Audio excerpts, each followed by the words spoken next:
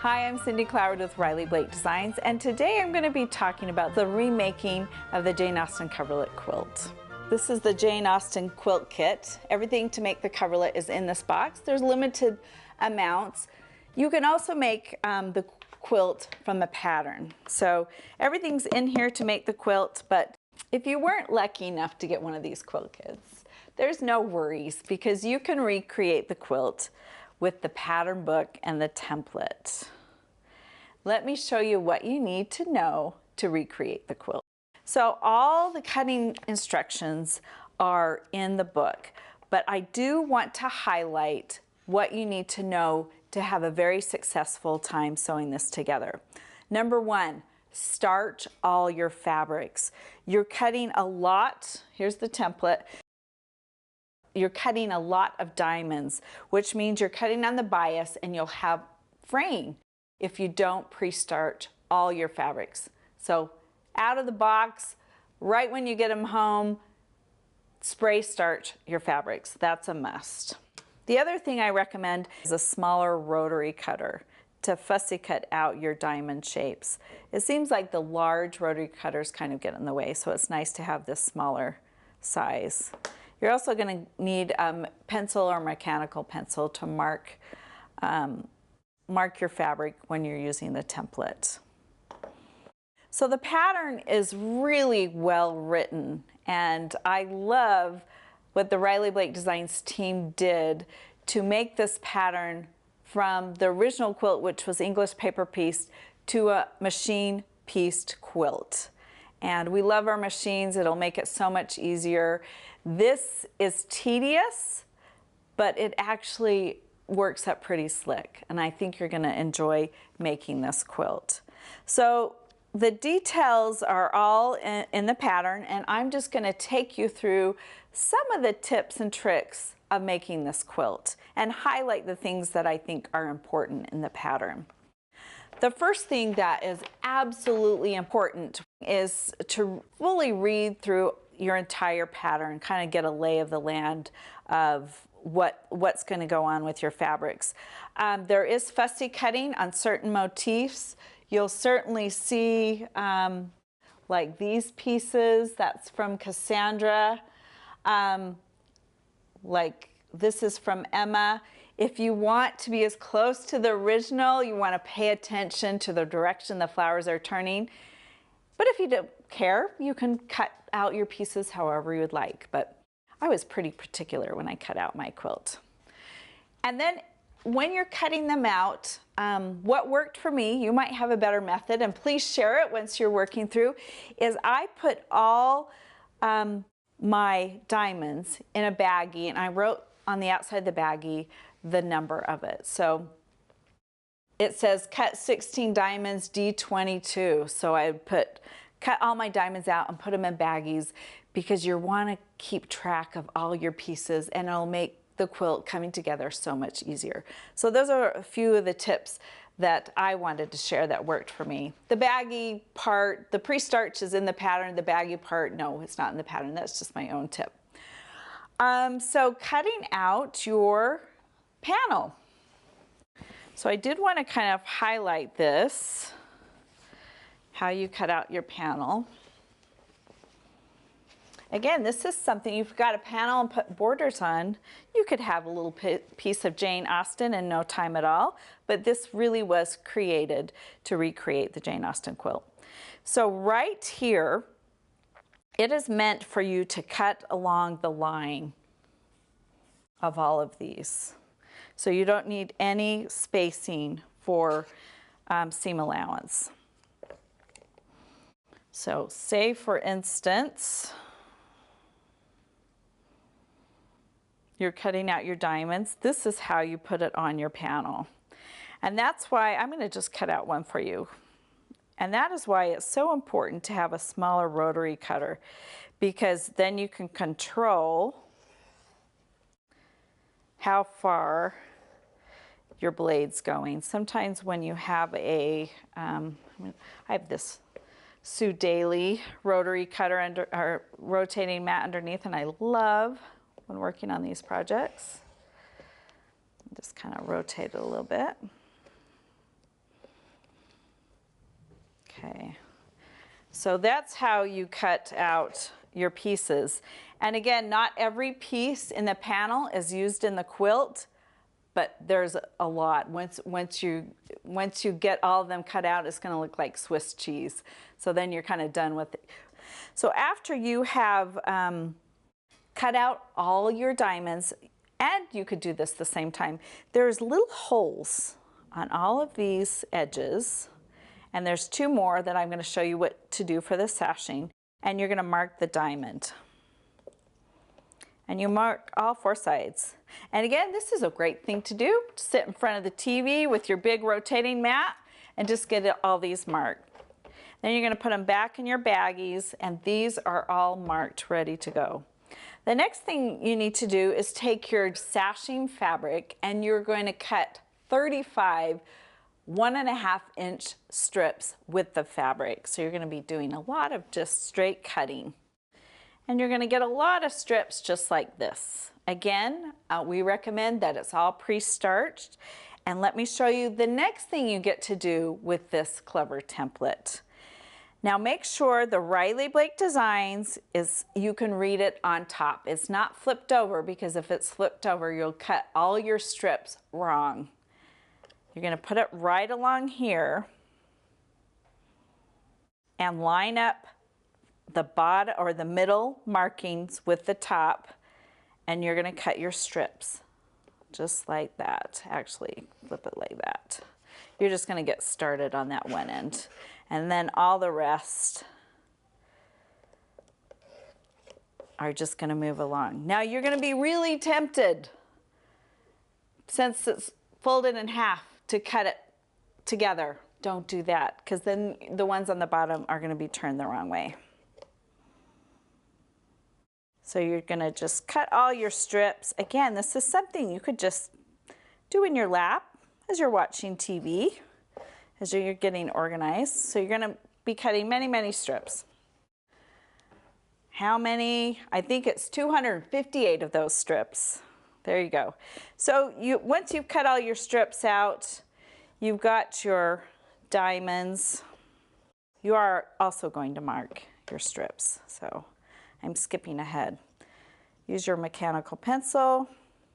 I do not use one of the pens that it vanishes when you iron. Don't use those, because you need to keep your markings even after you sew together on a couple of these. So mechanical pencil works great. So you can see how that lines up like that. And again, the instructions take you through assembly, but you start out with 2, then you jump to 4. But let me show you what you need to do to make sure you pin this together so you're sewing accurately and everything lines up perfectly. You're going to take a couple pins. And for this first one, it's the corner. So you only have 1 sashing in between. And I find my marking. There's my marking right there. This is how it's going to go over. It's going to flip over like that. So I find my marking like that. There's my dot right there. And I find my bottom dot, or not my bottom dot, but the dot on the fabric that's going to be on the bottom. And I line that up right like that. See how that works? Kind of line that up, and then I can just pin it. And then you make sure this lines up. You don't have to do it the same way. And you take it to the machine and sew.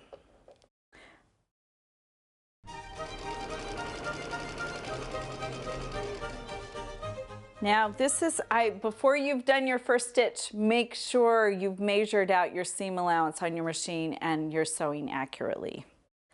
I do a quick press, again, a little more starch or starch substitute. They do tell you in the instructions to turn it towards the sashing side. So I'm pressing it towards the sashing side. So that's lined up like this. And again, if you're using the invisible pen where it disappears, your marks would have been gone. So you still need those markings. And this time, this is going to be on the top. So I'm going to pin it just right here. And I'm going to find my marking at the bottom, like that, line it up.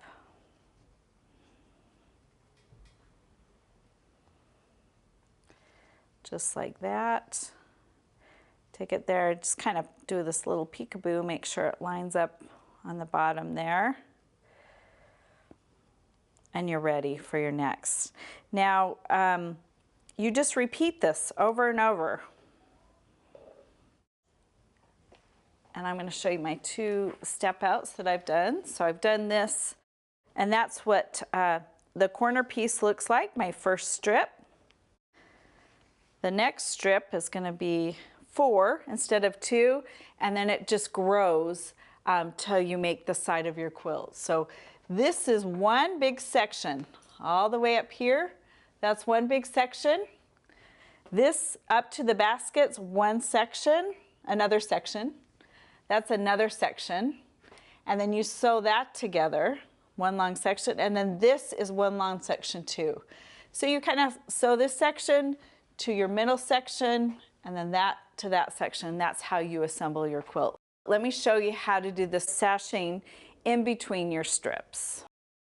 You start on the outside. So here, you find the center of your sashing, and you find the center of your outside piece, just like that. You line it up. Pin, again, lots of pinning. Just be patient. This quilt is not a race. And really, it is, I think, the holy grail of quilts and a bucket list quilt to make in your lifetime. Okay, so I'm going to take it to the machine and sew.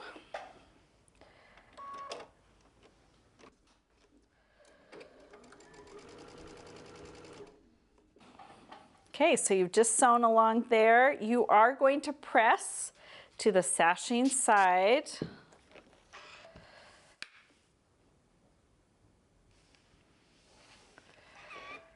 So like this. Now this outside border is this outside piece is the only one that you put sashing on both sides. The rest, you are just, when you do the sashing, it's going to be on the, the bottom side or the opposite side of where you started. So this one has 2 pieces. So I've already cut out to the fabric requirements my next sashing piece. I'll find the center right there.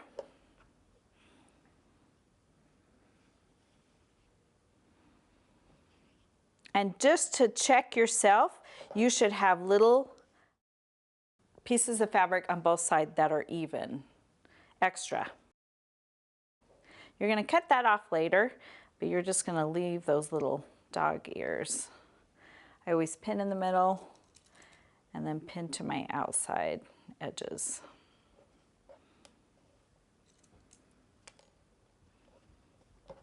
Okay.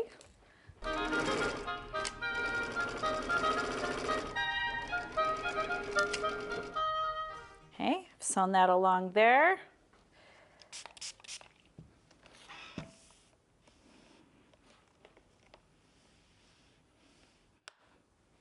And it gets a little ski-wampus because it's not perfectly sewn, so it kind of hangs off the end.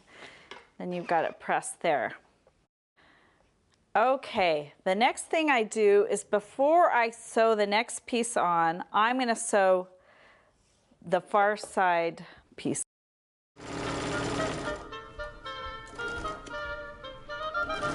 So now you're going to assemble, I'm going to show you how to assemble your 2 sections together. The goal of this is to have your sashing look like one continuous piece. And there's a couple tips to make sure that's done well so it looks like it's precision piecing. So on the back side, I've kind of already gone ahead and done this, but I'll show you how I do it. You're going to line up your stitching on the side of your diamond, and you're going to mark on your sashing. Do that on both sides. Okay, and then you're going to take your little mark where both your stitching intersect right here and on the other side, and then a 1/4 inch from the side, you're going to make this marking. Now you can draw it all the way up, but I tend to just draw it up from the side. Like that. You repeat that right here. 1/4 inch from the side. Mark it up like that. So that's been marked. Take your next section that you're gonna be sewing. And again, you mark on a diagonal from your stitching, just following your stitching line across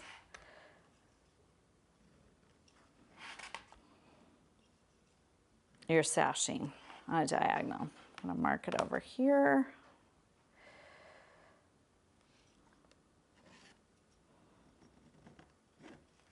And then this way.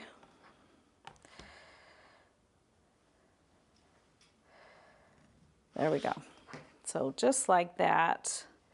And then they also tell you to mark a 1/4 inch on the top of this. So you got to adjust this. Just take a 1/4 inch, and you could draw a line all the way across, but really you just need to mark your cross section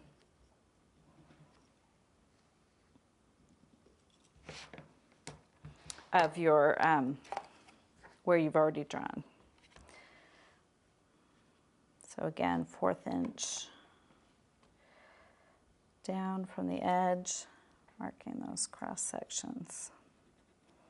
And that's where you're going to pin.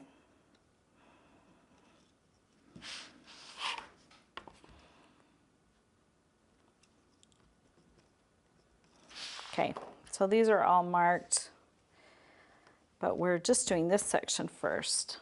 So you're going to right sides together.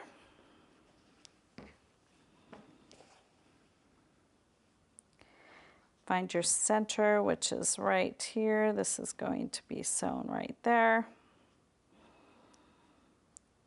And see, this is your pin line. You're going to take your pin. And sometimes you can just barely see where you previously marked your fabric. I'm going to pin it there. Again, I always pin my center. Check out both sides. So this, the top fabric's going to go this direction. The bottom fabric's going to go this direction, the sashing, and hopefully, if you got precision 1/4 inch right in the middle, it's going to line up perfectly. And that is why you measure, remeasure, and you just line everything up. Okay, let's take it to the machine.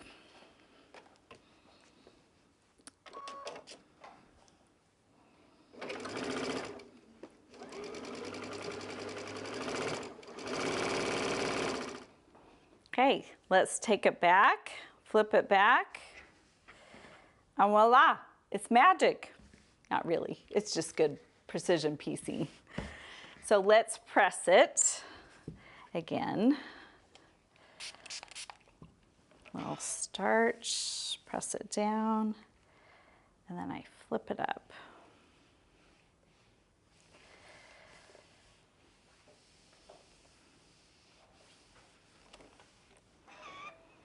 And there you go. That's how you do one section at a time. You just repeat it and your strips get longer until you've finished a side. And then you go to the next section. And once all the sections are finished, then you put together the center part of your quilt. And then you're going to have all the edges are going to have these diamonds. And you don't trim those until after you put on your borders. Let me show you what I mean. So it tells you how to cut the borders out in your in the pattern, and they're all labeled top and side borders. And this is the top border. And what's different about the top border is you do the side borders first, so the two sides. The top border does have this extra section, so it shows you exactly where to piece it onto the side borders, because this repeats on the side borders. So this has been cut out, but now what you need to do before we put it on is you're going to use your ruler. Let me pull it down here.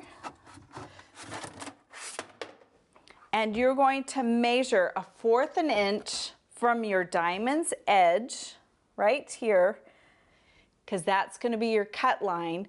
And then when you sew it on, those points are going to match. So I'm lining this up and I'm cutting this out, and there is no room for error when cutting this out. You need to cut out precisely. So I make sure and if you want to just do a smaller section at a time, you can use a smaller ruler, but I'm making sure each of my points is 1/4 an inch. And again, the fabric's really stretchy, so just be careful to line it up. Here I go. There's one part of my border. Just pull it up, just like that. It's easier to see when you've got the white sashing.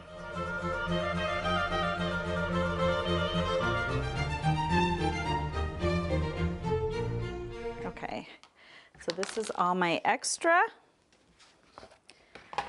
My border is cut out for my last and final border. You fold it in half.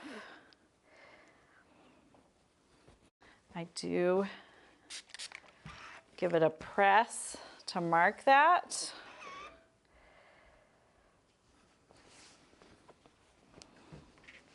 So I'm going to center it on my quilt.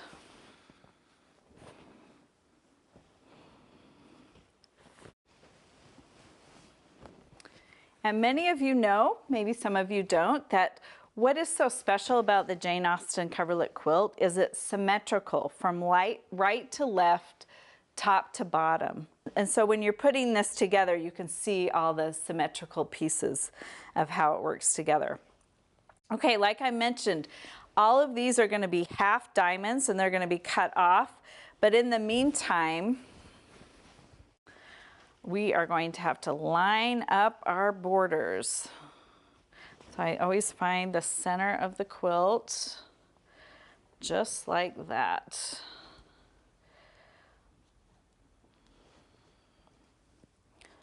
I mark it because it's a big quilt and you can lose track of that center. Now what's interesting about even the original Jane Austen Coverlet Quilt, these were little diamonds, so the sashing went into this area. And they had all these, again, this is like the original Coverlet Quilt, so you have to make sure that these diamonds are lined up from the border, so it looks like one continuous piece.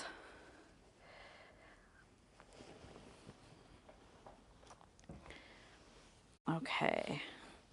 So you can see that you need to line up this V shape with the bottom fabric of your pieced quilt.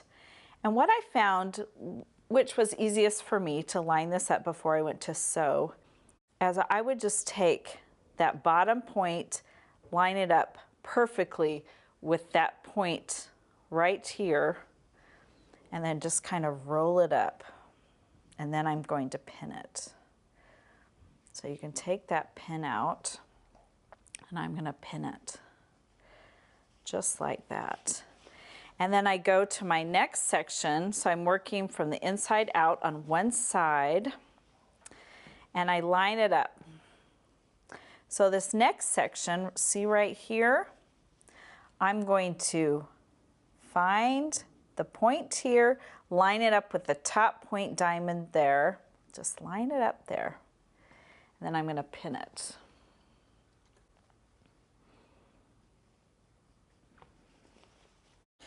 And then I do pin in between. These are not as important that they're in precisely the right place, but they will be because it's just a little section. Okay, now we're getting to the side where we meet the other border. You're just going to have to be careful how you pin this up because these sections need to line up perfectly. And if it feels like if you've done your work of doing a 1/4 inch, there's still sometimes a little give room. Just stretch it out like that and pin it in place.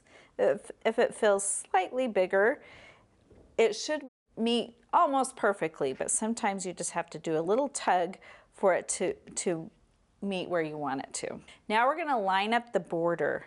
And do you see when you flip it back, we have the corresponding fabrics on both sides. So again, we're just going to line those up, those points.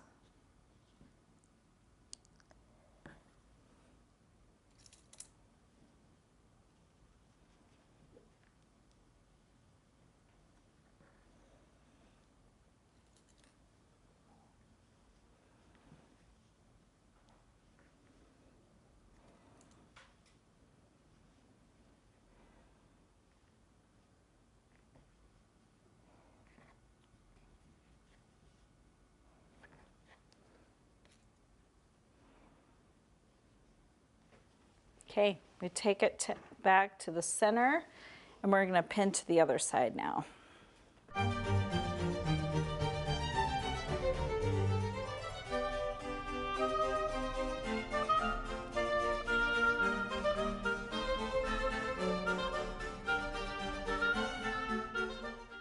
Okay, it's all pinned. We're ready to take the machine and sew our final border on.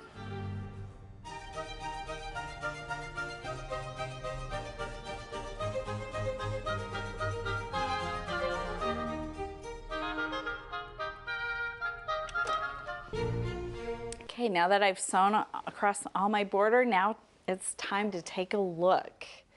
See how all your diamonds have lined up. You can unpick and make adjustments,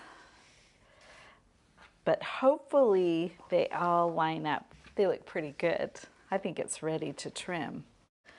So what I do next is I fully press the top side all across.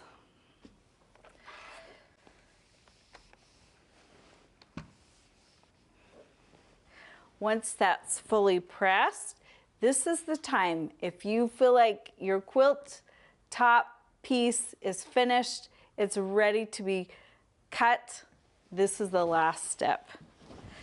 You're going to line up